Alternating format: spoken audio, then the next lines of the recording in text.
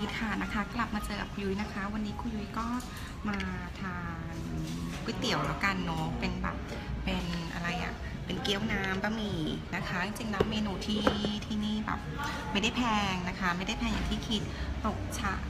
ชามนึงเนี่ยเท่าไหร่อะประมาณ200 กว่าบาทเองนะคะนี้แต่ครูหันให้ราคาดูหน่อยกันเนาะที่ถ้าเกิดแบบดูเป็นกับ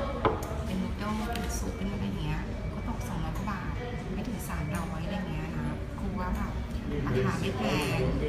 ครูว่าราคาไม่แพงเมื่อเทียบกับประเทศต่างๆนะคะออสเตรเลียแพงกว่านี้เลยนะคะอังกฤษเนี่ยมันก็ไม่ได้แพงอย่างที่คิดนะคะเพราะว่าหลายๆคนเนี่ยเขาเข้าใจที่ประเทศอังกฤษกันเยอะนะคะจริงๆแล้วมันไม่ได้แพงอย่างที่คิดนะคะก็ตกชามหนึ่งเนี่ย200 กว่าบาท300ออสเตรเลียชามหนึ่งเนี่ยจานหนึ่งตกที่ประมาณ500 บาท400 บาทนะคะที่อังกฤษจะถูกกว่าออสเตรเลียอีกด้วยซ้ำไปนะคะอันนี้ก็จะเป็นบรรยากาศในร้านง่ายๆนะคะเป็นร้านก๋วยเตี๋ยวสไตล์เอเชียนะคะอันนี้ก็ก๋วยเตี๋ยวน่าทานทีเดียวนะคะเดี๋ยวยังไงนะคะเดี๋ยวกลับมาเจอคุยนะคะว่าแบบมันแล้วก็น้ำที่นี่นะคะเป็นเหมือนกับแบบเป็นแท็บวอเตอร์เขาจะให้ฟรีน้ำจะดื่มฟรีที่นี่นะคะจะเป็นข้อดีของที่ประเทศอังกฤษนะคะเพราะว่าน้ำไม่ต้องเสียเงินนะคะยังไงก็เดี๋ยวกลับตามมาคุยว่าที่อังกฤษเนี่ยมีอะไรนะคะสวัสดีค่ะ